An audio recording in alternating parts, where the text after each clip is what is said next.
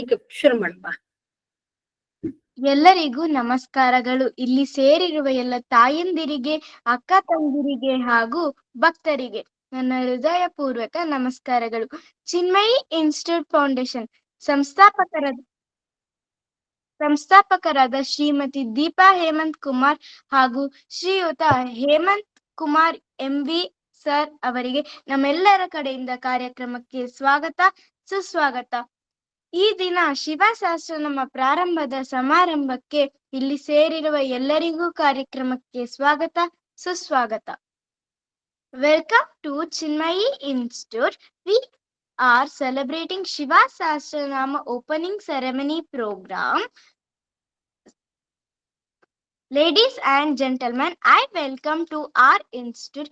First, I heartily welcome our Chinmayi Institute founder Deepa Hemant ma'am and Hemant Kumar MV sir to program. So let's start the program.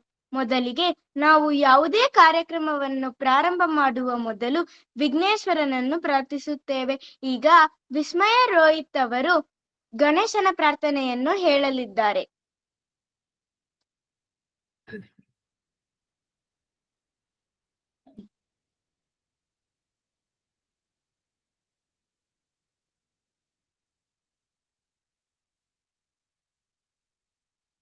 ವಿಸ್ಮಯ ಇದೆಯಪ್ಪ? Deepa ma'am ನಮಸ್ತೆ. Ma'am Hemant sir ನಮಸ್ತೆ. ಎಲ್ಲರಿಗೂ ನಮಸ್ತೆ.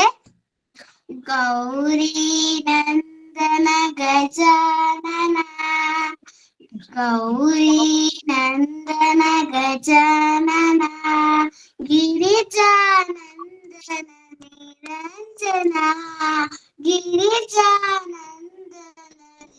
ನಿರಂಜನ, ಪಾರ್ವತಿ ನಂದನ ಶುಭಾನನ, ಪಾರ್ವತಿ ನಂದನ ಶುಭಾನನ, ಗಜಾನನ ಶುಭಾನನ, ಗಜಾನನ ಶುಭಾನನ,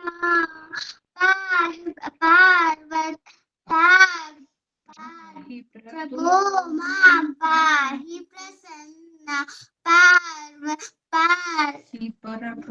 ಮಾಂ ಪಾಹಿ ಪ್ರಸನ್ನ, ಷಣ್ಮುಖ ಸೋದರ ಗಜಾನನ, ಷಣ್ಮುಖ ಸೋದರ ಗಜಾನನ, ಗಜಾನನ ಶುಭಾನನ, ಗಜಾನನ ಶುಭಾನನ,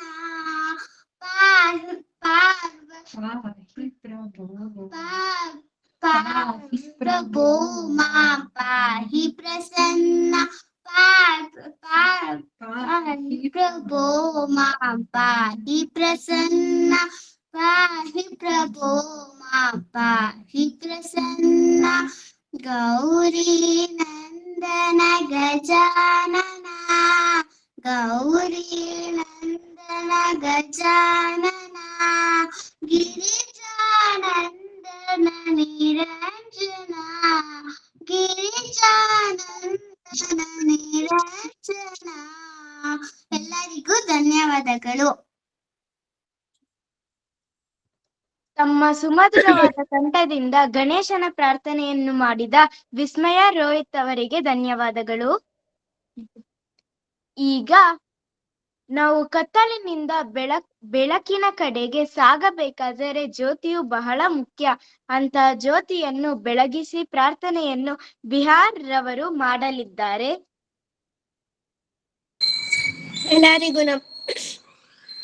ಎಲ್ಲರಿಗೂ ನಮಸ್ತೆ. ಒಂದ್ ನಿಮಿಷ, ಒಂದೆರಡು ಸೆಕೆಂಡ್ ಇವರು ಬೆಳಗ್ಸ್ತೀನಿ. ರವಿ ಅವರೇ ಅನ್ಮ್ಯೂಟ್, ಇದು ವಿಡಿಯೋ ಆಫ್ ಆಗಿದೆಮ್ಮ.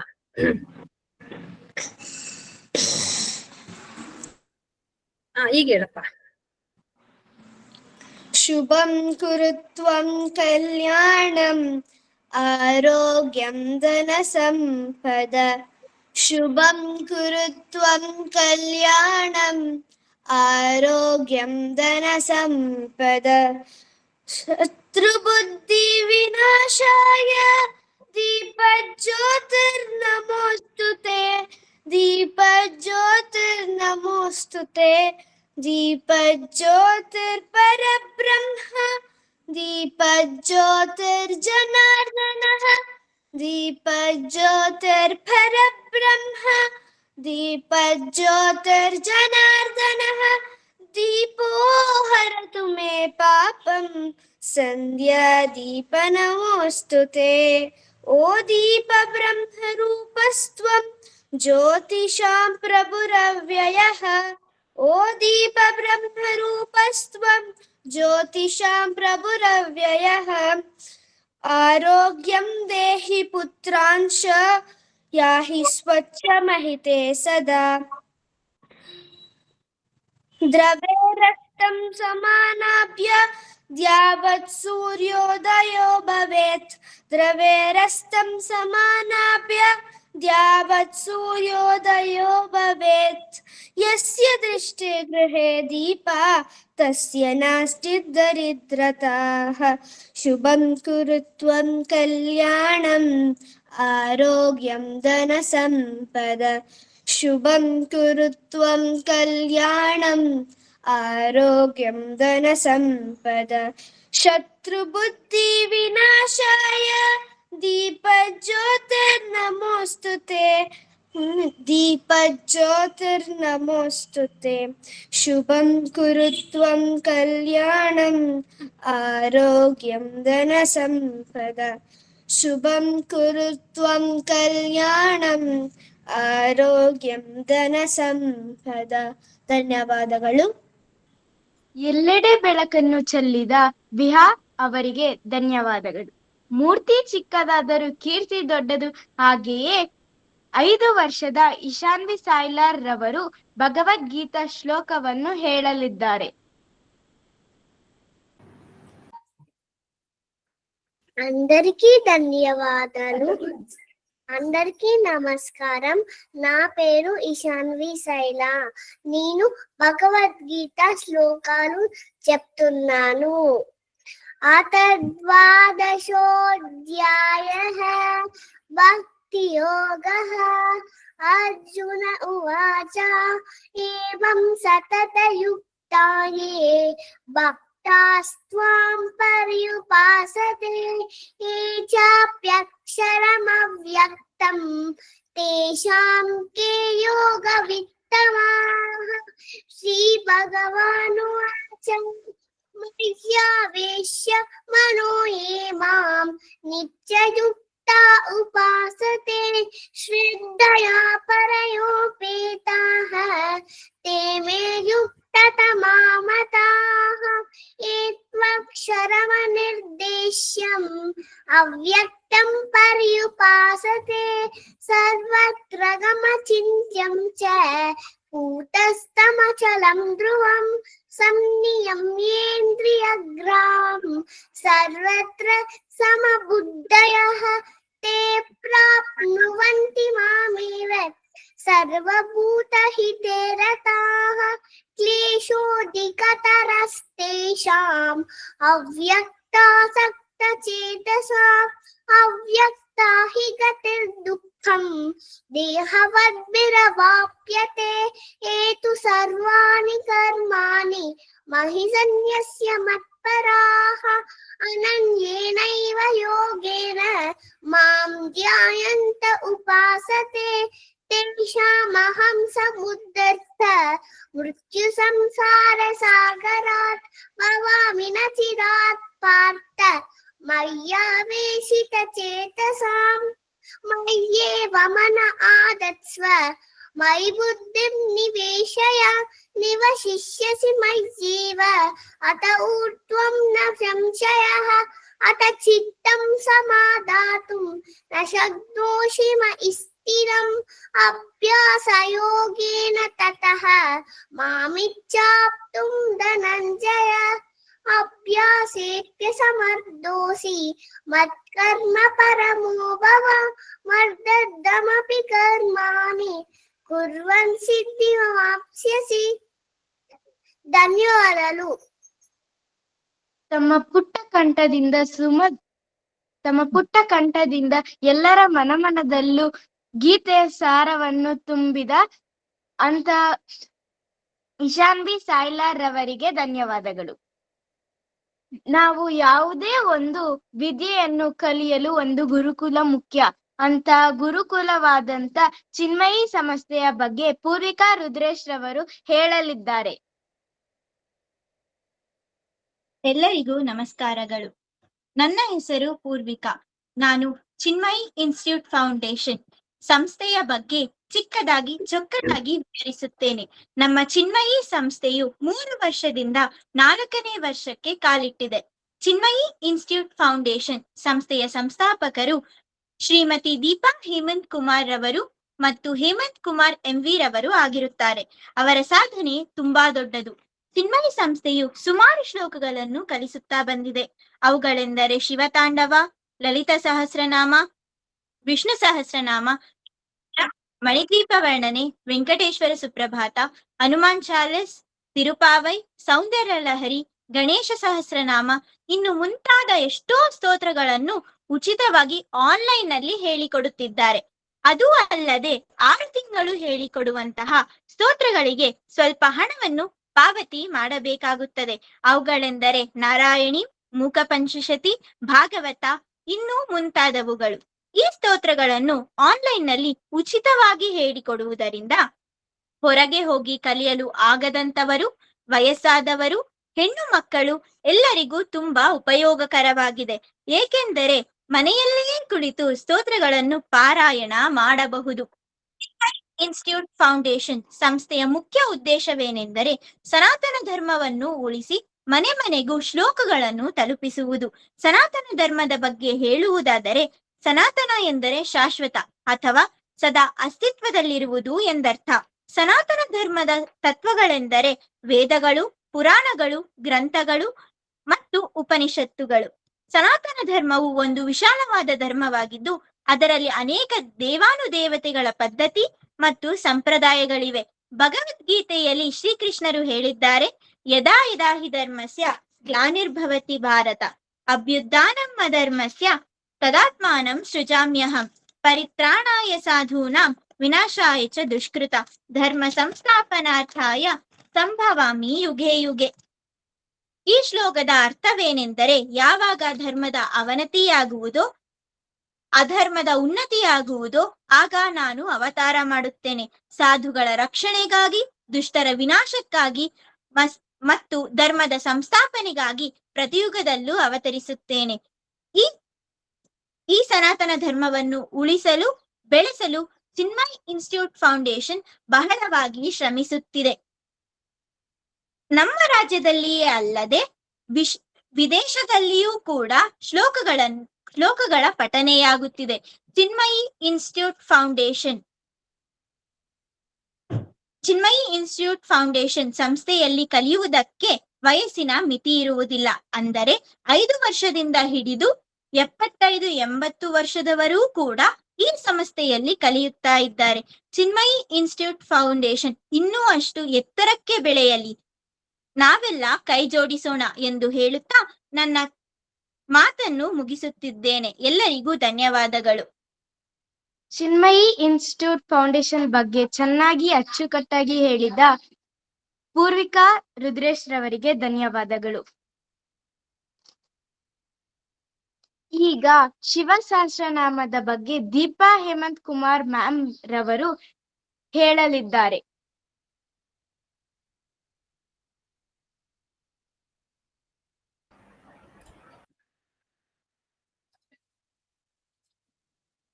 ಎಲ್ಲರಿಗೂ ನಮಸ್ಕಾರ.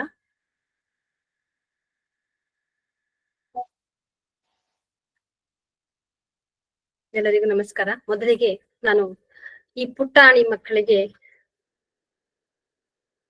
ಧನ್ಯವಾದ ಹೇಳೋದಕ್ಕಾಗಲ್ಲ. ಯಾಕೆಂದ್ರೆ ಅವರೆಲ್ಲರೂ ಕೂಡ ಪುಟಾಣಿ ಮಕ್ಕಳು. ನಾವು ಅವರಿಗೆ ಆಶೀರ್ವಾದವನ್ನ ಮಾತ್ರ ಮಾಡೋದಕ್ಕೆ ಸಾಧ್ಯ ಆಗುತ್ತೆ. ಅದರಿಂದ ಮೊದಲಿಗೆ ಈಗ ಹೇಳಿದಂತ ವಿಸ್ಮಯ, ವಿಹಾ, ಇಶಾನ್ವಿ, ಪೂರ್ವಿಕಾ, ಮೋನಿಶಿಕಾ ಇವರಿಗೆ ಎಲ್ಲರಿಗೂ ಕೂಡ ಸರಸ್ವತಿ ದೇವಿ ಅವರ ನ್ಯಾಲಿಗೆಯಲ್ಲಿ ಜ್ಞಾನದಲ್ಲಿ ನೆಲೆಸಿರ್ಲಿ ಅಂತ ಹೇಳಿ ನಾವು ಅವರಿಗೆ ಆಶೀರ್ವಾದವನ್ನ ಮಾಡ್ತಾ, ಹಾಗೆ ಈ ಪುಟ್ಟ ಬಾಯಿಂದ ಇಷ್ಟು ಚೆನ್ನಾಗಿ ಮಾತನಾಡಿ ನಾವು 500 ಜನಕ್ಕೆ ಮನಸ್ಸಿಗೆ ಸಂತೋಷವನ್ನ ಉಂಟು ಮಾಡಿದಂತಹ ಈ 5 ಜನಕ್ಕೆ ನಮ್ಮ ಚಿನ್ಮಯಿ ಇನ್ಸ್ಟಿಟ್ಯೂಟ್ ಫೌಂಡೇಶನ್ ಕಡೆಯಿಂದ ಒಂದು ಉಡುಗೊರೆಯನ್ನ ನಾವು ಖಂಡಿತವಾಗ್ಲೂ ನಮ್ಮ ವಿದ್ಯಾರ್ಥಿಗಳ ಪರವಾಗಿ ನಾವೆಲ್ಲರೂ ಕೊಡ್ಲೇಬೇಕಾಗುತ್ತೆ. ಯಾಕೆಂದ್ರೆ ಅಷ್ಟು ಅದ್ಭುತವಾಗಿ, ಅಷ್ಟು ಪ್ರೀತಿಯಿಂದ ಅವರ ಮಾತು, ಅವರ ಮುಗ್ಧತೆ ಎಷ್ಟು ಚೆನ್ನಾಗಿ ಕಾಣಿಸ್ತಾ ಇತ್ತು ಅಂತ, ಅವರಲ್ಲೇ ಸಾಕ್ಷಾತ್ ದೇವಿ ನೆಲೆಸಿದ್ದಾಳೆ ಅಂತ ನಾನು ಅನ್ಕೊಂಡಿದೀನಿ. ಆದ್ರಿಂದ ಅವರಿಗೆ ನಾವು ಯಾವ ದೊಡ್ಡ ಗಿಫ್ಟ್ ಅಂತೂ ಕೊಡೋದಕ್ಕಾಗಲ್ಲ. ಅವ್ರೀಗ ವಿದ್ಯಾಭ್ಯಾಸಕ್ಕಾಗಿ ನಾವು ಅವರಿಗೆ ವಿದ್ಯಾಭ್ಯಾಸ ಅಂತಂದ್ರೆ ಸರಸ್ವತಿ ಅಂದ್ರೇನೆ ಪುಸ್ತಕಗಳು.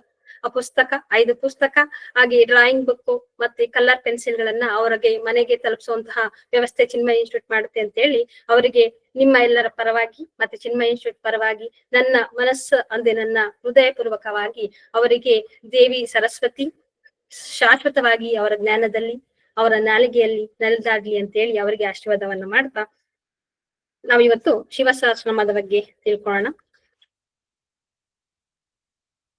ನಾವಿವತ್ತು ಮೊದಲಿಗೆ ನಮ್ಮ ಚಿನ್ಮಯಿ ಇನ್ಸ್ಟಿಟ್ಯೂಟ್ ಬಗ್ಗೆ ಪೂರ್ವಿಕಾ ತುಂಬಾ ಚೆನ್ನಾಗಿ ಮಾತಾಡಿದ್ರು.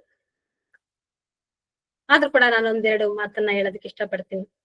ನಮ್ಮ ಚಿನ್ಮಯಿ ಇನ್ಸ್ಟಿಟ್ಯೂಟ್ ಫೌಂಡೇಶನ್ ಪ್ರಾರಂಭ ಆಗಿ 3 ವರ್ಷ ಕಳೆದು 4ನೇ ವರ್ಷಕ್ಕೆ ಕಾಲಿಟ್ಟಿದೆ ಅಂತ ಹೇಳೋದಕ್ಕೆ ಖುಷಿ ಆಗುತ್ತೆ. ಈಗ ಸುಮಾರು ವಿದ್ಯಾರ್ಥಿಗಳಿಗೆ ನಮ್ಮ ಸಂಸ್ಥೆಯಿಂದ ಹಲವಾರು ಶ್ಲೋಕಗಳನ್ನ ನಾವು ಹೇಳ್ಕೊಡ್ತಾ ಬಂದಿದೀವಿ. ಈಗಲೂ ಕೂಡ ಹೇಳ್ಕೊಡ್ತಾ ಇದೀವಿ, ಮುಂದೆನೂ ಕೂಡ ನಾವು ಇದೇ ರೀತಿಯಾಗಿ ಹೇಳ್ಕೊಡ್ತೀವಿ ಅಂತ ನನಗೆ ಭರವಸೆ ಇದೆ. ಯಾಕೆಂದ್ರೆ ದೇವಿಯ ಅನುಗ್ರಹ ನಾವು ಪಡ್ಕೊಂಡ್ಲೇಬೇಕಾಗತ್ತೆ. ಯಾಕೆಂತಂದ್ರೆ ನಾವು ಈಗ ಎಷ್ಟೋ ಒಂದು ಸಾಸಿವೆ ಕಾಳಷ್ಟು ಜನಕ್ಕೆ ಅಂದ್ರೆ ವಿದ್ಯಾರ್ಥಿಗಳಿಗೆ ಮಾತ್ರ ನಾವು ಹೇಳ್ಕೊಡ್ತಾ ಇದೀವಿ. ಇನ್ನು ಹೆಚ್ಚಿನ ವಿದ್ಯಾರ್ಥಿಗಳ ಬಾಯಲ್ಲಿ ದೇವರ ನಾಮಗಳ ಪಾರಾಯಣ ಆಗ್ಬೇಕು, ಮನೆಯಲ್ಲೂ ಕೂಡ ದೇವರ ಪಾರಾಯಣ ಆಗ್ಬೇಕು ಅನ್ನೋದು ನಮ್ಮ ಸಂಸ್ಥೆಯ ಉದ್ದೇಶ ಆಗಿದೆ. ಇವತ್ತು ನಾವು ಎಲ್ಲರೂ ಕೂಡ ಈ ಒಂದು ಕಾರ್ಯಕ್ರಮಕ್ಕೆ ಕೈ ಜೋಡಿಸಿದೀವಿ. ಯಾಕೆ ಅಂತಂದ್ರೆ ಇದರ ಮೂಲ ಉದ್ದೇಶ ನಾವು ಇಷ್ಟು ವರ್ಷದಿಂದ ಮಾಡ್ತಾ ಇದ್ದಂತಹ ಉದ್ದೇಶ ಮನೆಯಲ್ಲೂ ದೇವರ ನಾಮ ಪಾರಾಯಣ ಆಗ್ಬೇಕು ಅಂತ ಹೇಳಿ. ಇಂದಿನ ಅಂದ್ರೆ ಈಗ ಶಿವಸಹಸ್ರನಾಮ ಪಾರಾಯಣ ಮಾಡ್ತಾ ಇರುವಂತದ್ದು ನಮ್ಮ ಗಡಿಯಲ್ಲಿ, ನಮ್ಮ ಭಾರತ ಗಡಿಯಲ್ಲಿ ವೀರ ಯೋಧರು ಏನಿದ್ದಾರೆ ಅವರ ಯಶಸ್ಸಿಗೆ, ಅವರ ಶ್ರೇಯಸ್ಸಿಗೆ, ಅವರ ಒಂದು ಆಯುಷ್ಯಿಗೆ ನಾವು ಇವತ್ತು ಪ್ರಾರ್ಥನೆಯನ್ನ ಮಾಡ್ತಾ ಇದೀವಿ. ಈ ಒಂದು ತರಗತಿಯನ್ನ ಅವರಿಗೋಸ್ಕರನೇ ಮೀಸಲಿಡ್ತಾ ಇದೀವಿ. ನಾನು ಹೇಳ್ಕೊಡೋದಿರ್ಬೋದು, ನೀವು ಕಲಿಯೋದಿರ್ಬೋದು, ಈ 1.5 ಗಂಟೆಯನ್ನ ನಾವು ವೀರ ಯೋಧರಿಗಾಗಿ ಸಮರ್ಪಣೆಯನ್ನ ಮಾಡ್ತಾ ಇದೀವಿ. ಯಾರು ಕೂಡ ಈ ತರಗತಿ ಮುಗಿದ್ಮೇಲೆ ಯಾರು ಕೂಡ ನೀವು ಡೊನೇಷನ್ ಆಗ್ಲಿ ಏನು ಕೂಡ ನೀವು ಯಾರು ಕೂಡ 1 ರೂಪಾಯಿಯನ್ನು ಕೂಡ ನೀವು ಯಾರು ಪೇಯನ್ನ ಮಾಡಬೇಡಿ. ಯಾಕೆಂತಂದ್ರೆ ಈ ಒಂದು ಕಾರ್ಯಕ್ರಮ ಈಗ ಶಿವಸಹಸ್ರನಾಮ ಅಂದ್ರೆ ಶಿವ ಮತ್ತೆ ಪಾರ್ವತಿ, ಈ ಶಿವ ಮತ್ತೆ ಪಾರ್ವತಿ ಇಬ್ರು ಒಂದೇ ಆಗಿರೋದ್ರಿಂದ ಅವರ ಶಕ್ತಿ ಮೇಲುಗೈಯಾಗಿದೆ. ಅವರಿಗೋಸ್ಕರ ನಾವು ಪಾರಾಯಣ ಮಾಡಿ, ಅವರಿಗೋಸ್ಕರ ಕಲ್ತು ನಾವು ಕೊನೆಯ ದಿನ ಅವರಿಗಾಗಿ ನಾವು ಈ ಒಂದು ಶಿವಸಹಸ್ರನಾಮವನ್ನ ಸಮರ್ಪಣೆ ಮಾಡೋಣ ಅಂತೇಳಿ ಇವತ್ತಿಂದ ನಾವು ಶಿವಸಹಸ್ರನಾಮವನ್ನ ಕಲ್ತು ಅವರಿಗಾಗಿ ನಾವು ಈ ಒಂದು ಶಿವಸಹಸ್ರನಾಮವನ್ನ ಕೊನೆಯ ದಿನ ಪಾರಾಯಣ ಮಾಡೋಣ ಅಂತ ಹೇಳಿ, ಅದಕ್ಕೆ ನೀವೆಲ್ಲರೂ ಕೂಡ ಕೈ ಜೋಡಿಸ್ಬೇಕು. 1.5 ಗಂಟೆ ನಮ್ಮ ಜೊತೆಯಲ್ಲೇ ಇದ್ದು ನಿಮ್ಮ ಒಂದು ಸಹಕಾರವನ್ನ ನಮ್ಮ ಚಿನ್ಮಯಿ ಇನ್ಸ್ಟಿಟ್ಯೂಟ್ಗೆ ನೀವು ಪ್ರೋತ್ಸಾಹವನ್ನ ಕೊಡ್ಬೇಕು ಅಂತ ಹೇಳ್ತಾ ನಾನು ಈ ಒಂದು ಮಾತುಗಳಲ್ಲಿ ಕೇಳ್ಕೊತಾ ಇದ್ದೀನಿ. ಅದೇ ರೀತಿ ನಿಮ್ಗೆಲ್ಲ ಗೊತ್ತಿದೆ, ಭಗವಂತನ ಒಂದು ಅನುಗ್ರಹ ಇದ್ದಾಗ ಮಾತ್ರ ನಮ್ಮ ಯೋಧರು ಒಂದು ಯುದ್ಧದಲ್ಲಿ ಗೆಲುವಿಗೆ ಸಾಕಾರ ಆಗುತ್ತೆ. ಯಾಕೆಂತಂದ್ರೆ ಅದಾಗ್ಲೇಬೇಕು. ಎಲ್ಲರಿಗೂ ಕೂಡ ಮಕ್ಕಳು, ಸಂಸಾರ ಅನ್ನೋದು ಇದ್ದೇ ಇರುತ್ತೆ. ಅವರ ಉನ್ನತಿಗಾಗಿ ನಾವೆಲ್ಲರೂ ಕೂಡ ಅವರಿಗೋಸ್ಕರ ನಾವು ಬೇಡ್ಕೊಳ್ಳೇಬೇಕಾಗುತ್ತೆ. ನಾವು ಕಲ್ತಿರೋದನ್ನ ಪಾರಾಯಣ ಮಾಡೋದ್ರಲ್ಲಿ ಇದು ಇರೋದಿಲ್ಲ. ಕಲ್ತು ಅವರಿಗಾಗಿ ನಾವು 21 ದಿನ ಶ್ರಮ ವಹಿಸಿ ಕಲ್ತು ಅದಾದ ನಂತರ ಕೊನೆಯಲ್ಲಿ ಅವರಿಗಾಗಿ ಸಮರ್ಪಣೆಯನ್ನ ಮಾಡ್ತೀವಲ್ವಾ, ಅದೇ ಹೆಚ್ಚಿನಾಗಿ ಫಲವನ್ನ ಕೊಡುವಂಥದ್ದು. ಆದ್ರಿಂದ ಇವತ್ತಿಂದ ನಾನು 1.5 ಗಂಟೆ ಅವರಿಗಾಗಿ ಮೀಸಲಿಡ್ತೀನಿ. ನೀವು ಕೂಡ ಈ ವೀರ ಯೋಧರಿಗಾಗಿ 1.5 ಗಂಟೆ ಮೀಸಲು ಇಡ್ತೀರಾ ಅಂತ ನಾನು ಅನ್ಕೊಂಡಿದ್ದೀನಿ. ಆದ್ರಿಂದ ಇವತ್ತು ನಾವು ಶಿವಸಹಸ್ರನಾಮವನ್ನ ಸುಮ್ನೆ ಕಲ್ತ್ರೆ ನಾವು ಸಾಧ್ಯ ಆಗಲ್ಲ. ಯಾಕಂದ್ರೆ ನಾವ್ ಯಾವಾಗ್ಲೂ ಕೂಡ ಶ್ಲೋಕವನ್ನ ಹೇಳ್ಕೊಡ್ತಿದ್ವಿ, ಮತ್ತೆ ಮೀನಿಂಗ್ ಹೇಳ್ತಿರ್ಲಿಲ್ಲ ಕ್ಲಾಸಲ್ಲಿ. ಶ್ಲೋಕ ಮುಗಿದ್ಮೇಲೆ ಯಾವಾಗಾದ್ರೂ ನಮ್ಗೆ ಸಮಯ ಆದ್ರೆ ಮೀನಿಂಗ್ ಅನ್ನ ಹೇಳ್ತಿದ್ವಿ. ಬಟ್ ಅಂದ್ರೆ ನಿಮ್ಗೆ ಎಲ್ಲರಿಗೂ ಗೊತ್ತಿದೆ, ಶ್ಲೋಕವನ್ನ ಕಲ್ತು ಅದರ ಅರ್ಥವನ್ನ ತಿಳ್ಕೊಂಡಾಗ ಮಾತ್ರ 100% ಫಲ ಇರುತ್ತೆ ಅಂತೇಳಿ. ಆಗ ಮಾತ್ರ ನಾವು ಓದಿದಕ್ಕೆ ಸಾರ್ಥಕ ಆಗುತ್ತೆ ಅಂತೇಳಿ. ಆದ್ರಿಂದ ಈಗ ನಾವು ಬರೀ ಶ್ಲೋಕವನ್ನ ಹೇಳಿ ಅವರಿಗೋಸ್ಕರ ನಾವು ಸಮರ್ಪಣೆಯನ್ನ ಮಾಡೋದಕ್ಕಾಗಲ್ಲ. ಶ್ಲೋಕವನ್ನ ಕಲಿತು ಅದರ ಅರ್ಥವನ್ನ ತಿಳ್ಕೊಂಡು ಅದಾದ ನಂತರ ನಾವು ಪಾರಾಯಣ ಮಾಡೋದ್ರಿಂದ ನಾವು 100% ಫಲವನ್ನ ನಾವು ಪಡ್ಕೋಬಹುದು ನಮ್ಮ ವೀರ ಯೋಧರಿಗೋಸ್ಕರ. ಅದರಿಂದ ನಾವು ಈಗ ನಾಳೆಯಿಂದ ಇವತ್ತು ಎಷ್ಟು ಸಾಧ್ಯ ಆಗುತ್ತೋ ಅಷ್ಟು ಶಿವಸಹಸ್ರನಾಮದ ಬಗ್ಗೆ ನಾನು ನಿಮ್ಗೆ ವಿವರಣೆಯನ್ನ ಕೊಡ್ತೀನಿ. ಅದಾದ ನಂತರ ನಾಳೆಯಿಂದ ರೆಗ್ಯುಲರ್ ಆಗಿ ನಿಮ್ಗೆ ತರಗತಿಗಳು ಕಂಟಿನ್ಯೂ ಆಗಿ ಶಿವಸಹಸ್ರನಾಮ ಹೇಳ್ಕೊಡ್ತಾ ಹಾಗೆ ನೀವು ಕೂಡ ಕಲಿತೀರಾ ಅಂತ ನಾನು ಅನ್ಕೊಂಡಿದ್ದೀನಿ. ಇಲ್ಲಿ ಎಲ್ಲರನ್ನು ಕೂಡ ನಾವು ಮ್ಯೂಟ್ ಮಾಡಿದೀವಿ, ಯಾಕೆಂತಂದ್ರೆ ಮಧ್ಯದಲ್ಲಿ ಯಾರಿಗೂ ಕೂಡ ಡಿಸ್ಟರ್ಬ್ ಆಗ್ಬಾರ್ದು. ಮತ್ತೆ ಯಾರಿಗೂ ಕೂಡ ಯಾಕೆಂತಂದ್ರೆ ಬೇರೆಯವ್ರಿಗೆ ಕೇಳಿಸ್ಲಿಲ್ಲ ಅಂತಂದ್ರೆ ಪಾಪ ಅವ್ರಿಗೆ ಇಷ್ಟೊತ್ತು ಕುತ್ಕೊಂಡು ಅವ್ರಿಗೆ ಬೇಜಾರಾಗುತ್ತೆ. ಅದರಿಂದ ಯಾರಿಗೂ ಕೂಡ ತೊಂದರೆ ಆಗ್ಬಾರ್ದು ಅಂತ ಹೇಳಿ ಎಲ್ಲರನ್ನು ಕೂಡ ನಾವೇನ್ ಮಾಡಿದ್ವಿ, ಮ್ಯೂಟ್ ಅನ್ನ ಮಾಡಿರೋಂಥದ್ದು.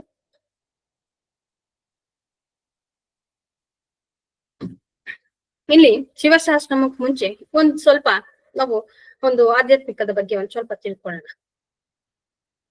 ಇಲ್ಲಿ ಆನಂದದ ಪರಾಕಾಷ್ಠೆಯ ಶಾಶ್ವತ ಅನುಭವವೇ ಮಾನವ ಜೀವನದ ಚರಮ ಲಕ್ಷ್ಯ ಅಂತಂದ್ರೆ ಇದು ಅಲ್ಪವೂ ತುಚ್ಛವೂ ಆದ ವಿಷಯ ವಸ್ತುಗಳ ಸೇವನೆಯಿಂದ ನಮ್ಗೆ ಸಿಗೋದಿಲ್ಲ.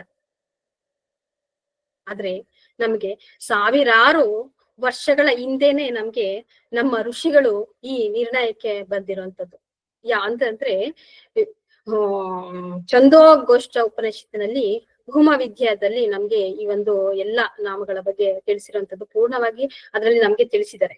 ಹಾಗಾದ್ರೆ ನಮ್ಗೆ ಇದನ್ನ ದೊರಕಿಸಿಕೊಡೋದು ಅಂದ್ರೆ ನಮ್ಗೆಲ್ಲ ಸಿಗುವಂತದ್ದು ಹೇಗೆ ಸಿಗ್ಬೇಕು ಅಂದ್ರೆ ನಮ್ಗೆ ಭಗವಂತನ ಆಶೀರ್ವಾದ ಇರ್ಬೇಕು. ಅದೇ ರೀತಿ ಬ್ರಹ್ಮ ಸಾಕ್ಷಾತ್ಕಾರವಾಗಿರುವಂತಹ ಒಂದು ಮೋಕ್ಷಪ್ರದಾಯಕವಾಗಿರುವಂತಹ ಈ ಒಂದು ಒಳ್ಳೆಯ ಸ್ತೋತ್ರಗಳು ನಮ್ಗೆ ಸಿಗ್ಬೇಕಂದ್ರೆ ಯಾವ ರೀತಿ ಸಿಗುತ್ತೆ?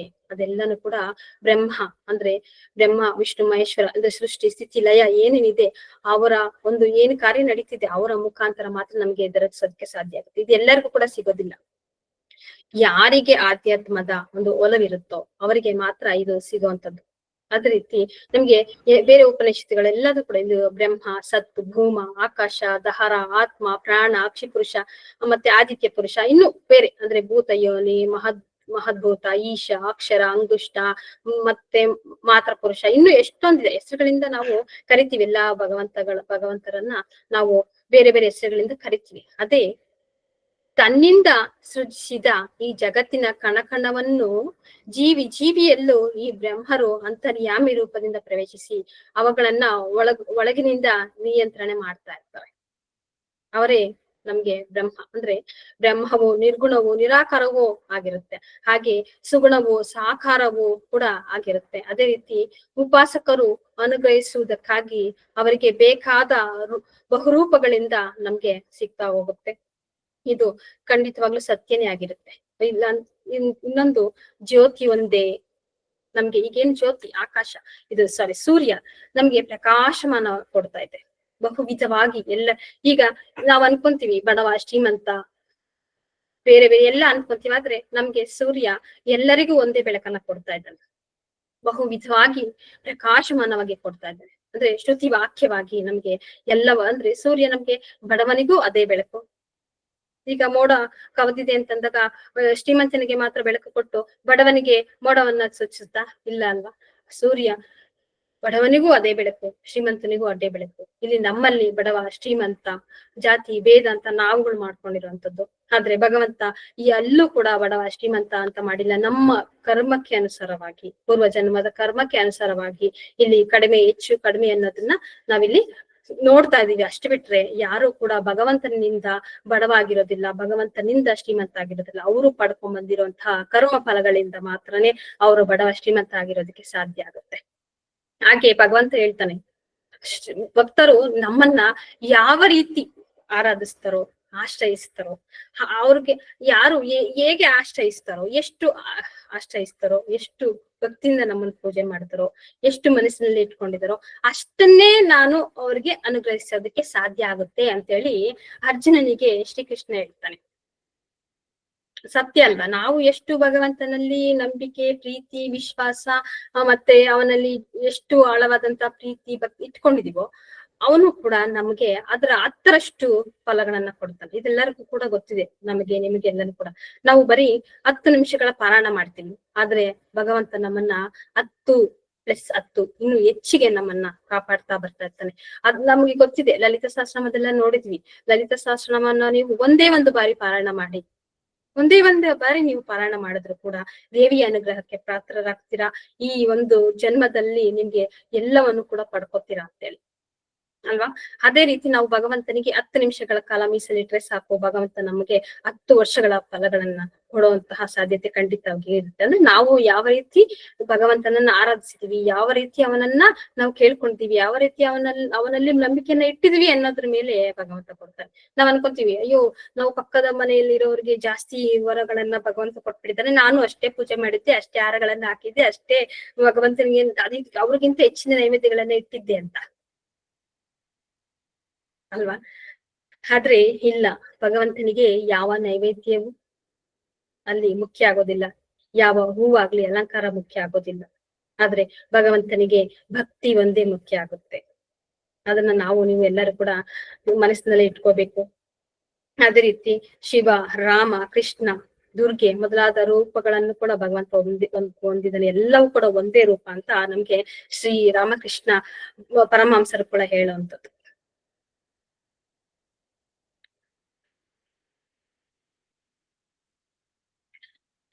ನಾನು ಇದನ್ನೆಲ್ಲ ಯಾಕೆ ಹೇಳಿದೆ ಅಂತಂದ್ರೆ, ಭಗವಂತನಲ್ಲಿ ನಾವು ಎಷ್ಟು ನಂಬಿಕೆಯನ್ನ ಇಡ್ಬೇಕು, ಭಗವಂತನಲ್ಲಿ ನಾವು ಎಷ್ಟು ಆಳವಾಗಿ ಭಕ್ತಿಯನ್ನ ಇಟ್ಕೋಬೇಕು.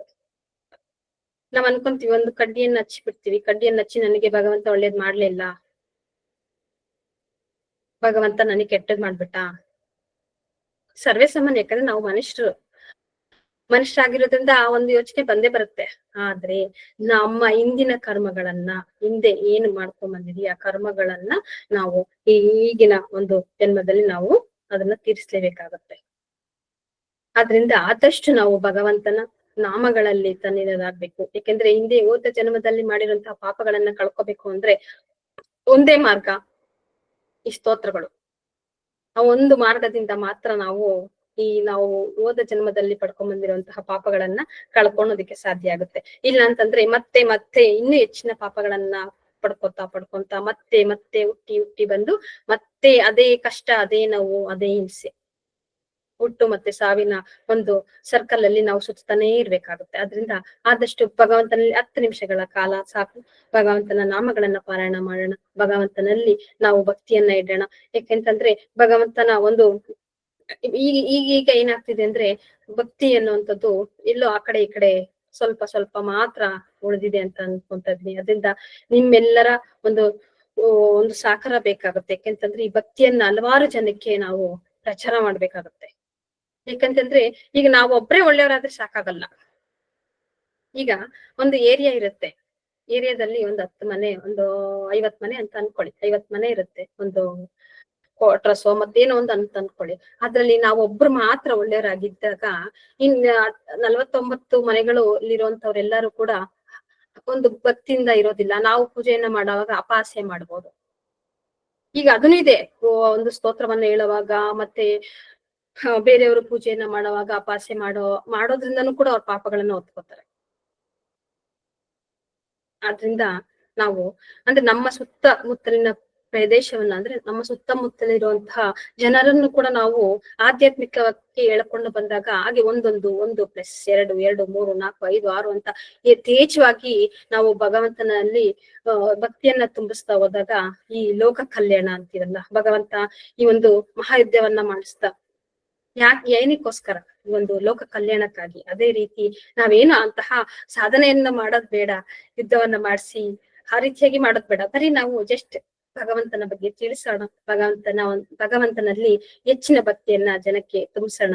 ಅವ್ರಿಗೆ ಎಷ್ಟು ಸಾಧ್ಯವೋ ಅಷ್ಟು, ನಮ್ಮ ಕೈಲಿ ಸಾಧ್ಯವಾದಷ್ಟನ್ನ ಭಗವಂತನಲ್ಲಿ ಭಕ್ತಿಯನ್ನ ಇಡೋದನ್ನ ನಾವು ಅವರಿಗೆ ಮಾಡೋಣ. ಅವಾಗ ಏನಾಗುತ್ತೆ, ನಮ್ಮ ಸುತ್ತಮುತ್ತಲಿನ ಪರಿಸರ ತುಂಬಾ ಅಚ್ಚುಕಟ್ಟಾಗಿರುತ್ತೆ. ಅವಾಗ ನಮ್ಗೆ ಭಯನೇ ಇರೋದಿಲ್ಲ.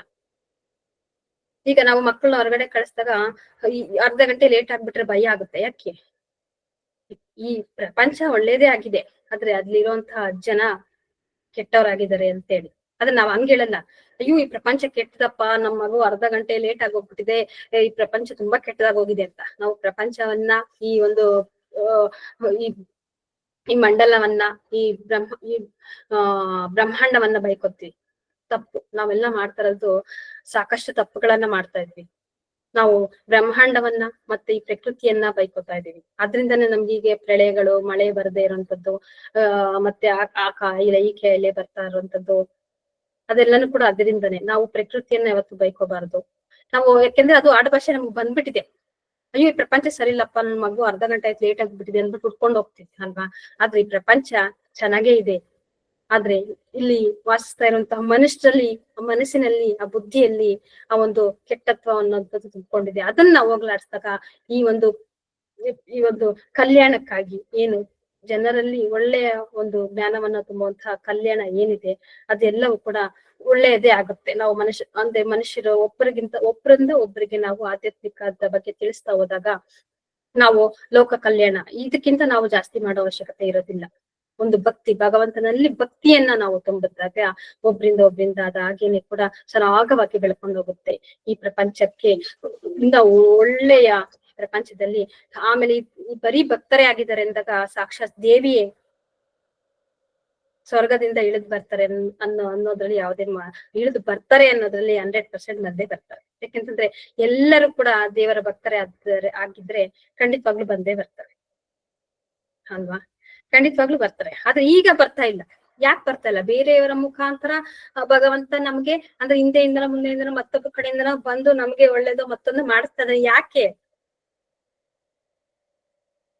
ಯಾಕೆಂತ ಗೊತ್ತಾ? ಮನುಷ್ಯರು ಅಂದ್ರೆ ಅಷ್ಟು ಭಯ ಭಗವಂತನಿಗೆ.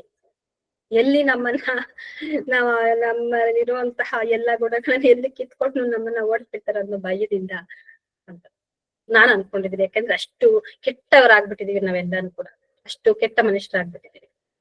ಅದರಿಂದ ಭಗವಂತ ಬರ್ತಾ ಇಲ್ಲ. ನಾವು ಭಗವಂತ ಬರೋ ರೀತಿ ಮಾಡ್ಬೇಕು ಅಂದ್ರೆ ನಾವು ಈ ರೀತಿಯಾಗಿ ಭಗವಂತನನ್ನ ಮಾಡಿಸ್ಕೋಬೇಕು ಅಂದ್ರೆ ಈ ಸ್ತೋತ್ರಗಳನ್ನ ಪಾರಾಯಣ ಮಾಡ್ಬೇಕು. ಇನ್ನು ಹೆಚ್ಚಿನ ಜನಕ್ಕೆ ನಾವು ತಿಳಿಸ್ಬೇಕು. ಇನ್ನು ಹೆಚ್ಚಿನ ಜನನ್ನ ಭಗವಂತನ ಕಡೆಗೆ ನಾವು ಎಳ್ಕೊಂಡ್ ಬರ್ಬೇಕು. ಆಗ ಮಾತ್ರ ಸಾಕ್ಷಾತ್ ಭಗವಂತ ಖಂಡಿತವಾಗ್ಲೂ ಧರೆಗಿಳಿತಾನೆ ನಮ್ಮ ಮುಂದೆ. ನೋಡೋಣ ಮತ್ತೆ ಈ ಸ್ತೋತ್ರ ನಮ್ಗೆ ಶಿವಸಹಸ್ರನಾಮ ಸ್ತೋತ್ರ ಹೇಗ್ ಬಂತು ನಮಗೆ ಗೊತ್ತಿದೆ. ಹಲವಾರು ಜನಕ್ಕೆ ವಿಷ್ಣು ಸಹಸ್ರನಾಮ ಹೇಗೆ ಅಂತ ಬಂದು ಗೊತ್ತಿದೆ. ನೋಡೋಣ, ಅದನ್ನು ಕೂಡ ನೋಡೋಣ. ಈಗ ನಮ್ಗೆ ಪ್ರಸಿದ್ಧವಾಗಿ ಬಳಕೆಯಲ್ಲಿರುವಂತಹ ಸಹಸ್ರನಾಮಗಳು ಯಾವ್ದು ಅಂತಂದ್ರೆ 4. ಅದು ವಿಷ್ಣು ಸಹಸ್ರನಾಮ, ಲಕ್ಷ್ಮೀ ಸಹಸ್ರನಾಮ, ಮತ್ತೆ ಶಿವ ಸಹಸ್ರನಾಮ, ಮತ್ತೆ ಲಲಿತಾ ಸಹಸ್ರನಾಮ. ಆಲ್ಮೋಸ್ಟ್ ಎಲ್ಲರಿಗೂ ಕೂಡ ಗೊತ್ತಿದೆ. ಅದೇ ರೀತಿ ರಾಮ ಸಹಸ್ರನಾಮನೂ ಇದೆ. ನಮ್ಮ ಇನ್ಸ್ಟಿಟ್ಯೂಟ್ ಅಲ್ಲಿ ಹೇಳ್ಕೊಡ್ತಾನೆ ಬಂದಿದೀವಿ. ಲಕ್ಷ್ಮೀ ಸಹಸ್ರನಾಮ ಹೇಳ್ಕೊಟ್ಟಿದೀವಿ, ವಿಷ್ಣು ಸಹಸ್ರನಾಮ ಹೇಳ್ಕೊಟ್ಟಿದೀವಿ, ಲಲಿತಾ ಸಹಸ್ರನಾಮ ಹೇಳ್ಕೊಟ್ಟಿದೀವಿ, ಪ್ರತಿಯೊಂದು ಸಹಸ್ರನಾಮವನ್ನು ನಾವು ಹೇಳ್ಕೊಟ್ಟಿದೀವಿ. ಯಾವ್ದನ್ನು ಕೂಡ ಬಿಟ್ಟಿಲ್ಲ. ಯಾವ್ದನ್ನ ಒಂದ್ ಬಿಟ್ಟಿದೀವಿ ಅಂತಂದ್ರೆ ಶ್ರೀಮದ್ ಭಾಗವತವನ್ನ ಬಿಟ್ಬಿಟ್ಟಿದ್ವಿ, ಅದನ್ನು ಕೂಡ ಹೇಳ್ಕೊಂಬಂದ್ ಕೂರ್ಸಿದೀವಿ ಅಂತ ಹೇಳೋದಕ್ಕೆ ತುಂಬಾನೇ ಖುಷಿ ಆಗುತ್ತೆ. ಯಾಕಂತಂದ್ರೆ ಭಗವಂತ ಎಲ್ಲಿದ್ರು ನಾವು ಭಗವಂತನ ಪಾದವನ್ನ ಹಿಡ್ಕೊಂಡು ಭಗವಂತ ನೀನೇ ನಮ್ಗೆ ಎಲ್ಲ ಅಂತ ಹೇಳಿ ನಾವು ಹೇಳ್ಕೊಂಬಂದ್ ಕೂರಿಸ್ಬೇಕು. ಆಗ ಭಗವಂತನಿಗೆ ತುಂಬಾನೇ ಖುಷಿ ಆಗುತ್ತೆ. ಆ ಕೆಲಸವನ್ನ ನಾವು ಮಾಡ್ತಾ ಇದೀವಿ. ಇಲ್ಲ ಎಲ್ಲೆಲ್ಲಿ ಬಚ್ಚಿರೋ ಸ್ತೋತ್ರಗಳೆಲ್ಲವನ್ನು ಕೂಡ ನಾವು ತಗೊಂಬಂದು ಹೇಳ್ಕೊಂಬಂದು ಕೂರಿಸ್ತೀವಿ. ನೀನು ನಮಗೆ ದರ್ಶನವನ್ನ ಕೊಡ್ಲೇಬೇಕು ಅಂತ ಹೇಳಿ. ಅದೇ ರೀತಿ ನಮ್ಗೆ ವಿಷ್ಣು ಸಹಸ್ರನಾಮ ಮಹಾಭಾರತದ ಅನುಶಾಸನ ಪರ್ವದ 149ನೇ ಅಧ್ಯಾಯದಲ್ಲಿ ಬರುತ್ತೆ ವಿಷ್ಣು ಸಹಸ್ರನಾಮ. ಅದೇ ರೀತಿ ಲಕ್ಷ್ಮೀ ಸಹಸ್ರನಾಮ ಸ್ಕಾಂದ ಪುರಾಣದ ಸನತ್ ಕುಮಾರರ ಒಂದು ಸಂಹಿತೆಯಿಂದ ಬರುತ್ತೆ. ನಮ್ಗೆ ಶಿವ ಸಹಸ್ರನಾಮ ಹಲವಾರು ಜನ ಪಾಪ ಕನ್ಫ್ಯೂಷನ್ ಮಾಡ್ಕೊಂಡಿದ್ರು. ಮೇಡಮ್, ಶಿವ ಸಹಸ್ರನಾಮ ಬೇರೆಯವರು ಬೇರೆ ಬೇರೆ ರೀತಿಯಲ್ಲಿ ಹೇಳ್ತಾ ಇದ್ದಾರೆ, ಮತ್ತೆ ಬೇರೆ ಬೇರೆ PF ತೆಗ್ದಾಗ ಬೇರೆ ಬೇರೆ ಶ್ಲೋಕಗಳು ಬರ್ತಾ ಇದೆ, ನೀವು ಕಳ್ಸಿರೋ ಬೇರೆ ಅಂತ. ನೋಡಿ, ಈಗ ಅದು ನೀವು ಕೇಳಿದಂತಹ ಪ್ರಶ್ನೆಗೆ ಇಲ್ಲಿ ಉತ್ತರವನ್ನ ಕೊಡ್ತೀನಿ. ಶಿವ ಸಹಸ್ರನಾಮ ಮೊದಲನೇದಾಗಿ ಮಹಾಭಾರತದ ಅನುಶಾಸನ ಪರ್ವದ 17ನೇ ಅಧ್ಯಾಯದಲ್ಲಿ ಬರುತ್ತೆ. ಮತ್ತೆ 2ನೇದಾಗಿ ಶಿವರಹಸ್ಯದ 7ಮ ಅಂಶದ 1ಮ ಅಧ್ಯಾಯದಲ್ಲಿ ಬರುತ್ತೆ. 3ನೇದಾಗಿ ಪದ್ಮ ಪುರಾಣದ ಉತ್ತರಾಖಂಡದ 91ನೇ ಅಧ್ಯಾಯದಲ್ಲಿ ಬರುತ್ತೆ. ಮತ್ತೆ 4ನೇದಾಗಿ ಲಿಂಗ ಪುರಾಣದ ಪೂರ್ವ ಭಾಗದ 25ನೇ ಅಧ್ಯಾಯದಲ್ಲಿ ಬರುತ್ತೆ. ಅದೇ ರೀತಿ 6ನೇದು ಐದನೇದು ಸೌರ ಪುರಾಣದ 41ನೇ ಅಧ್ಯಾಯದಲ್ಲಿ ಬರುತ್ತೆ. ಅದೇ ರೀತಿ 7ನೇದು ಸ್ಕಾಂದ ಪುರಾಣದ ಶಂಕರ ಸಹಿತ 80ನೇ ಅಧ್ಯಾಯದಲ್ಲಿ ಬರುತ್ತೆ. ಶಿವಪುರಾಣ ಇದು ಶಿವ ಸಹಸ್ರನಾಮನೇ ನಾನೆಲ್ಲ ಹೇಳ್ತಿರೋದೀಗ. ಮತ್ತೆ 8ನೇದಾಗಿ ಶಿವಪುರಾಣದ ಕೋಟಿ ರುದ್ರ ಸಹಿತೆಯಲ್ಲಿ 35ನೇ ಅಧ್ಯಾಯದಲ್ಲಿ ಬರುತ್ತೆ. ನಾವು ಶಿವಪುರಾಣದ ಕಥೆಯನ್ನ ನಾವು ಒಂದು 10-15 ಅಧ್ಯಾಯವನ್ನ ಹೇಳಿದ್ವಿ.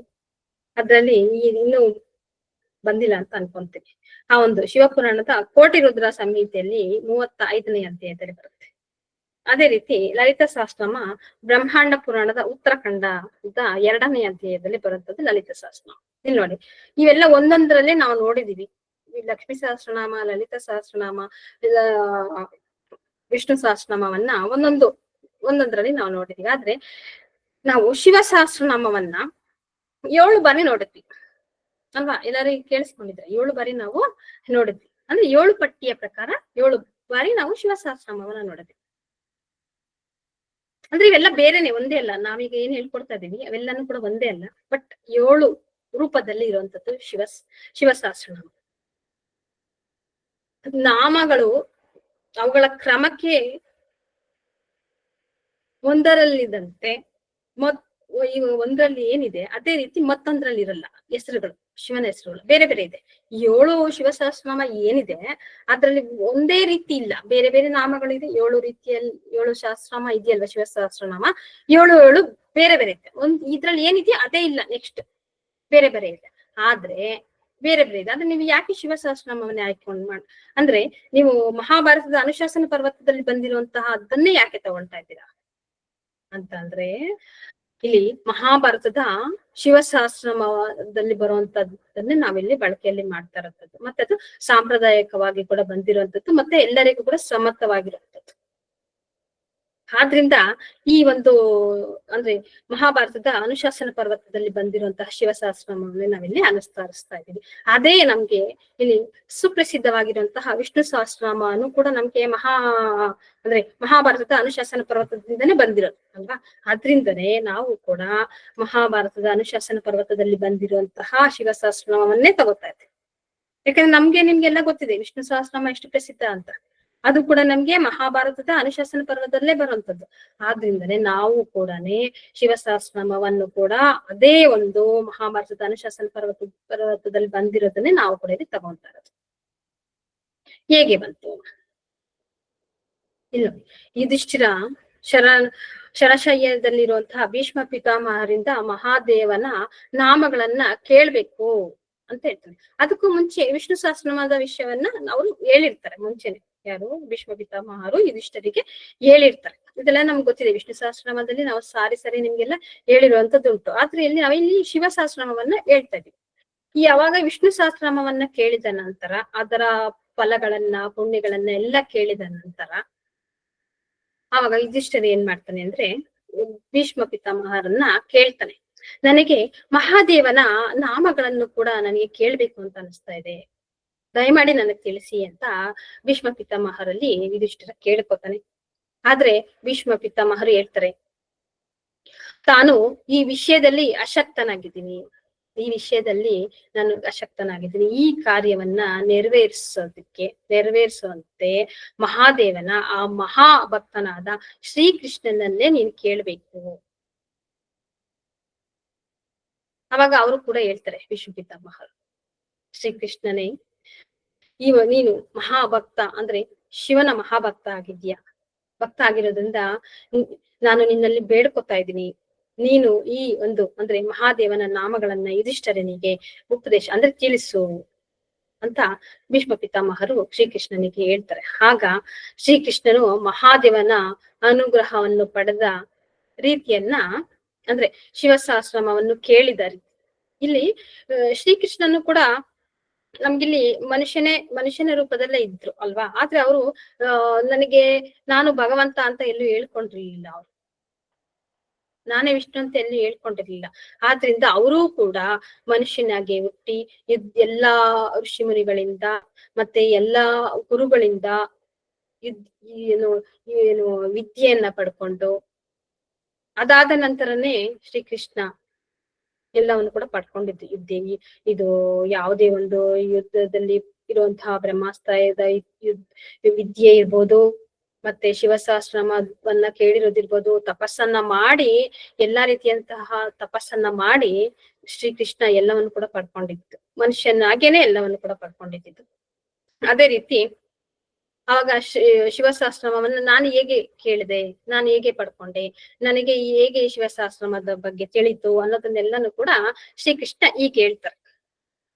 ಶ್ರೀಕೃಷ್ಣನೇ ಯುಧಿಷ್ಠಿರನಿಗೆ ಉಪದೇಶ ಮಾಡ್ಲಿಲ್ಲ, ಅವರು ಯಾವ ರೀತಿ ಶಿವಸಹಸ್ರನಾಮವನ್ನ ಕೇಳಿದ್ರು, ಅವರಿಗೆ ಯಾರು ತಿಳಿಸಿದ್ರು ಅನ್ನೋದನ್ನ ನಾವೀಗ ಮುಂದಿನ ಭಾಗದಲ್ಲಿ ನೋಡ್ತಾ ಹೋಗೋಣ. ಆಗ ಮಹಾದೇವನ ದರ್ಶನವನ್ನ ಪಡಿಬೇಕು ಅಂತೇಳಿ ಶ್ರೀಕೃಷ್ಣ ಏನ್ ಮಾಡ್ತಾನೆ, ಒಮ್ಮೆ ಹಿಮವತ್ ಪರ್ವತಕ್ಕೆ ತಪಸ್ಸಿಗೆ ಅಂತ ಹೋಗ್ತಾನೆ. ಅಂದ್ರೆ ಶಿವನನ್ನ ನೋಡ್ಬೇಕು ಅಂತ ತಪಸ್ ಮಾಡ್ತಾನೆ.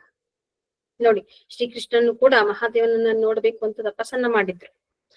ಆ ತಪಸ್ಸನ್ನ ಮಾಡ್ತಾರೆ. ಮತ್ತೆ ಅಲ್ಲಿ ಮಹಾ ತೇಜಸ್ವಿಯಾದ ಉಪಮನ್ಯು ಎಂಬ ಮಹರ್ಷಿಯಿಂದ ದೀಕ್ಷೆಯನ್ನು ಕೂಡ ಸ್ವೀಕರಿಸ್ತಾರೆ. ಘೋರ ತಪಸ್ಸನ್ನು ಆಚರಿಸಿ ಮಹಾದೇವನ ದರ್ಶನವನ್ನು ಕೂಡ, ಅಂದ್ರೆ ಶಿವನ ದರ್ಶನವನ್ನು ಕೂಡ ಅವರು ಪಡ್ಕೊಂತಾರೆ. ಮತ್ತೆ ಬೇರೆ ಬೇರೆ ರೀತಿಯಾದಂತಹ ಹಲವು ವರಗಳನ್ನು ಕೂಡ ಶ್ರೀಕೃಷ್ಣ ಮಹಾದೇವನಿಂದ ಪಡ್ಕೋತಾರೆ, ಅಂದ್ರೆ ಶಿವನಿಂದ ಪಡ್ಕೋತಾರೆ. ಪುನಃ ಮತ್ತೆ ಉಪಮನ್ಯುವಿನ ಬಳಿಗೆ ಬರ್ತಾರೆ. ಇಲ್ಲಿ ದೀಕ್ಷೆಯನ್ನ ಪಡ್ಕೊಂಡಿದ್ರಲ್ಲ, ಉಪಮನ್ಯು ಮಹರ್ಷಿಯಿಂದ ಶ್ರೀಕೃಷ್ಣ ದೀಕ್ಷೆಯನ್ನ ಪಡ್ಕೊಂಡಿರ್ತಾರೆ.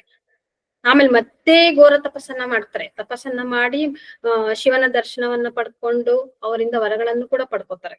ಅದಾದ ನಂತರ ಮತ್ತೆ ಪುನಃ ಉಪಮನ್ಯುವಿನ ಬಳಿಗೆ ಮತ್ತೆ ಬರ್ತಾರೆ. ಬಂದು ಕೇಳ್ತಾರೆ, ತನ್ನ ಅನುಭವನ ಅಂದ್ರೆ ಅವರಲ್ಲಿ ಈ ಶಿವನ ದರ್ಶನ ಪಡ್ಕೊಂಡಿದ್ದು ಮತ್ತೆ ತಪಸ್ ಮಾಡಿದ್ದಂತಹ ಎಲ್ಲಾ ಅನುಭವಗಳನ್ನ ಉಪಮನ್ಯುವಿನ ಬಳಿ ಹೇಳ್ಕೊತಾರೆ ಶ್ರೀಕೃಷ್ಣ. ಆಗ ಮಹಾದೇವನ ಸ್ಮರಣೆಯಿಂದ ಅನಾದಿ ಕಾಲ ಏನಿದೆ, ಉಪಮನ್ಯು ತಾನು ಹಿಂದೆ ತಂಡಿ ಎಂಬ ಮಹರ್ಷಿ ಇರ್ತಾರೆ, ಆ ಮಹರ್ಷಿಯಿಂದ ಮಹಾದೇವನ ನಾಮ ಸಹಸ್ರನಾಮವನ್ನ ಕೇಳಿದ್ದನ್ನ ಶ್ರೀಕೃಷ್ಣನಿಗೆ ಹೇಳ್ತಾರೆ. ಯಾವಾಗ ಉಪಮನ್ಯುವಿನ ಭೇಟಿ ಆಗುತ್ತೋ ಅವಾಗ ಅವರು ಕೂಡ ಶಿವನ ಬಗ್ಗೆನೇ ಮಾತಾಡ್ತಾ ಇರ್ತಾರೆ. ನಾನು ಇಷ್ಟು ಘೋರ ತಪಸ್ ಮಾಡಿದೆ, ಶಿವ ನನ್ಗೆ ಈ ತರ ವರ ಕೊಟ್ರು, ಶಿವ ಆ ತರ ಇದಾರೆ, ಈ ತರ ಅಂತ ಈಗ ಯಾರಾದ್ರೂ ಸಿಕ್ತ ನಾವ್ ಹೇಳ್ತೀವಲ್ಲ, ಅದೇ ರೀತಿಯಾಗಿ ಇಬ್ಬರ ಒಂದು ಭಾಷಣ ಶುರುವಾಗುತ್ತೆ. ಆಗ ಶ್ರೀಕೃಷ್ಣನು ಕೂಡ ಅವ್ರು ಏನ್ ಹೇಳ್ತಾರೆ ಎಲ್ಲ ಕೇಳ್ತಾ ಇರ್ತಾರೆ. ಆಗ ಹಾಗೆ ಮಾತಾಡ್ತಾ ಉಪಮನ್ಯು ಋಷಿ ಏನ್ ಮಾಡ್ತಾರೆ ಅಂದ್ರೆ ಅವರಿಗೆ ತಂಡಿ ಎಂಬ ಮಹರ್ಷಿಯಿಂದ ಮಹಾದೇವನ ನಾಮ, ಅಂದ್ರೆ ಮಹಾದೇವನ ಸಹಸ್ರನಾಮ ಅವ್ರು ಹೇಳಿರ್ತಾರೆ. ತಂಡಿ ಮಹರ್ಷಿ ಯಾರ್ಗೆ ಹೇಳಿರ್ತಾರೆ? ಉಪಮನ್ಯುವಿಗೆ ಹೇಳಿರ್ತಾರೆ. ಆ ಉಪಮನ್ಯು ಯಾರ್ಗೆ ಹೇಳ್ತಾರೆ? ಶ್ರೀಕೃಷ್ಣನಿಗೆ ಹೇಳ್ತಾರೆ. ಆ ಶ್ರೀಕೃಷ್ಣ ಯಾರ್ಗೆ ಹೇಳ್ತಾರೆ? ಯುಧಿಷ್ಠಿರನಿಗೆ ಹೇಳ್ತಾರೆ.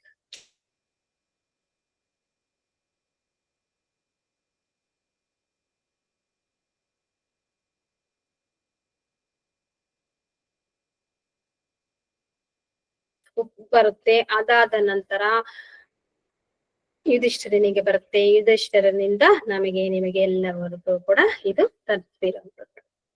ಅದೇ ರೀತಿ ಕೃತಯುಗದಲ್ಲಿ ತಂಡಿ ಎಂಬ ಹೆಸರಿನ ಮಹರ್ಷಿ ಒಬ್ಬ ಇರ್ತಾರೆ. ಈಗ ತಂಡಿ ಮಹರ್ಷಿ ಅಲ್ವಾ ಕೊಟ್ಟಿರೋದು, ಅವ್ರ ಬಗ್ಗೆನೂ ನಾವು ತಿಳ್ಕೊಬೇಕು. ಅವರು ಮಹಾದೇವನ ತುಂಬಾ ಪ್ರೀತಿ ಭಕ್ತ, ಅಂದ್ರೆ ಅಂತಿಂತ ಭಕ್ತ ಅಲ್ಲ, ಮಹಾಭಕ್ತ. ಅವರು ನಮ್ಗಿಲ್ಲಿ 1000 ನಾಮಗಳು ಮಾತ್ರ ನಮ್ಗೆ ಶಿವಸಹಸ್ರನಾಮದಲ್ಲಿ ನೋಡ್ತಾ ಇದ್ವಿ ಅಲ್ವಾ.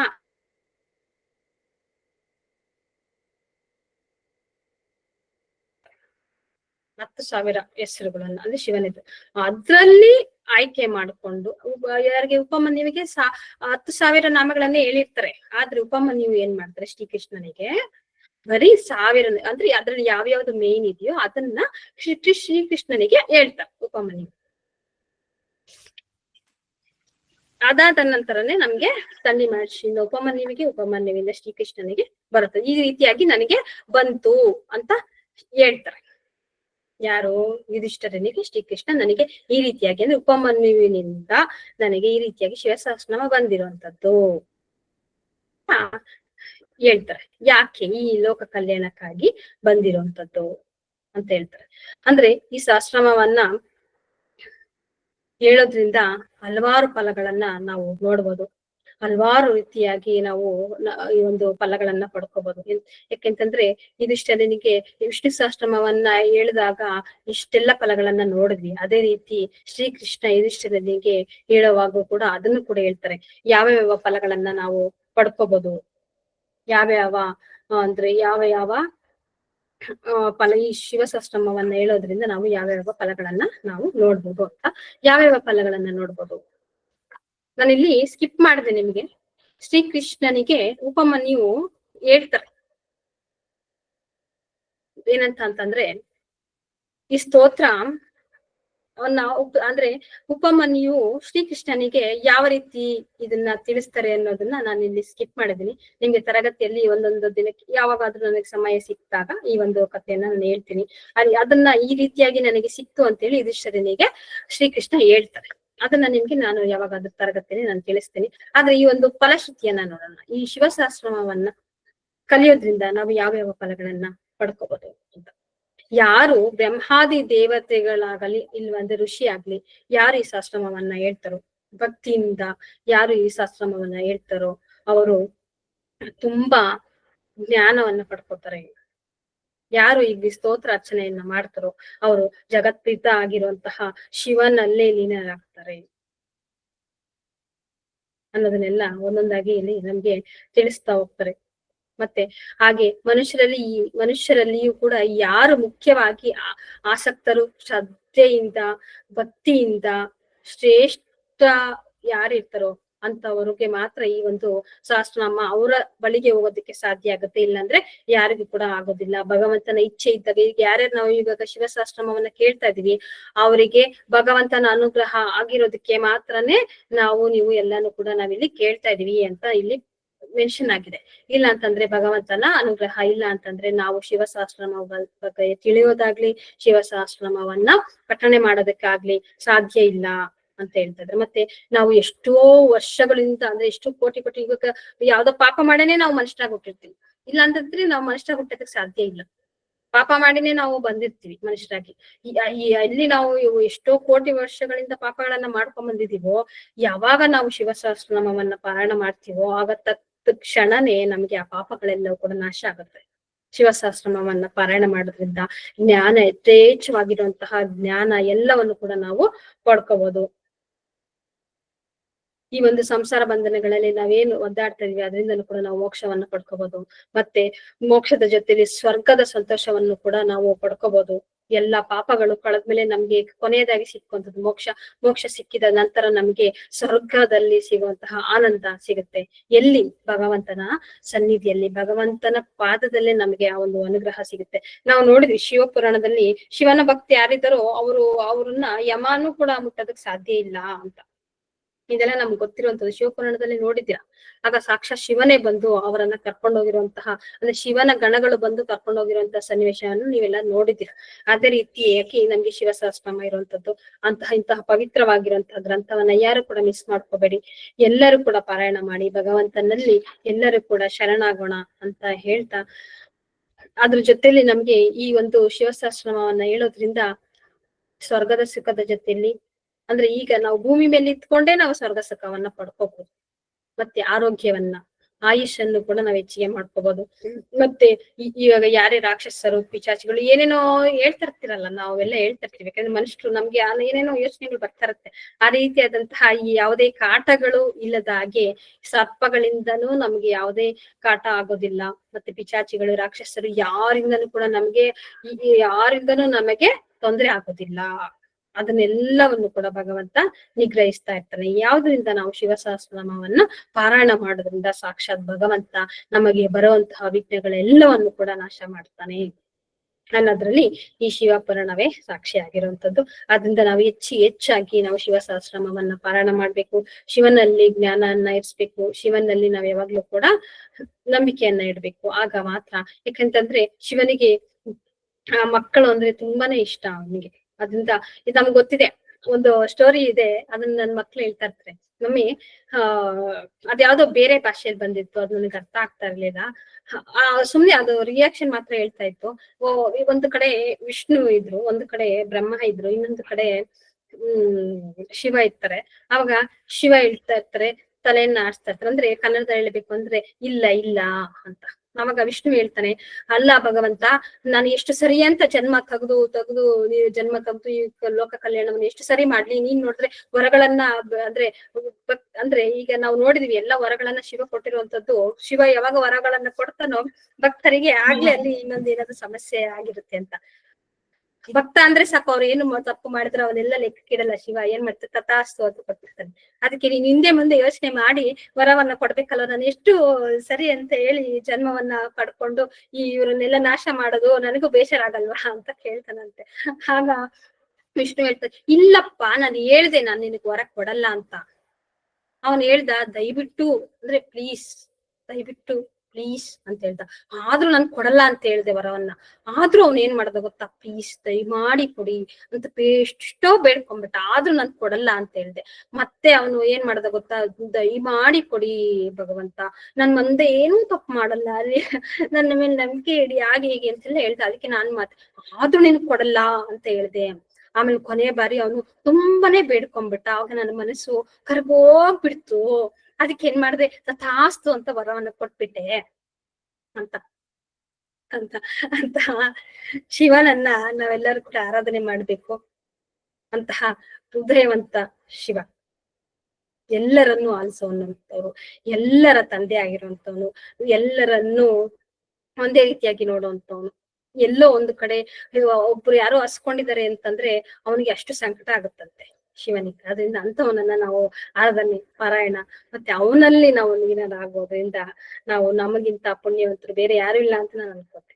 ಇಲ್ಲಿಗೆ ಹೇಳ್ತಾ ಈ ಒಂದು ತರಗತಿಯನ್ನ ಇಲ್ಲಿಗೆ ನಿಲ್ಲಿಸ್ತಾ ಇದ್ದೀನಿ. ಮತ್ತೆ ನಾಳೆಯಿಂದ ಇದೇ ತರಗತಿಯಲ್ಲಿ ಎಲ್ಲರೂ ಕೂಡ ಭೇಟಿಯಾಗೋಣ.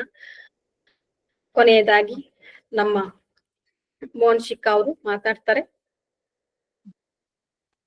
ಶಿವ ಸಹಸ್ರನಾಮದ ಬಗ್ಗೆ ಸೊಗಸಾಗಿ ಮನ ಮುಟ್ಟುವಂತೆ ಹೇಳಿದ ದೀಪಾ ಹೇಮಂತ್ ಕುಮಾರ್ ಮ್ಯಾಮ್ ರವರಿಗೆ ಧನ್ಯವಾದಗಳು. ವಂದನಾರ್ಪಣೆ.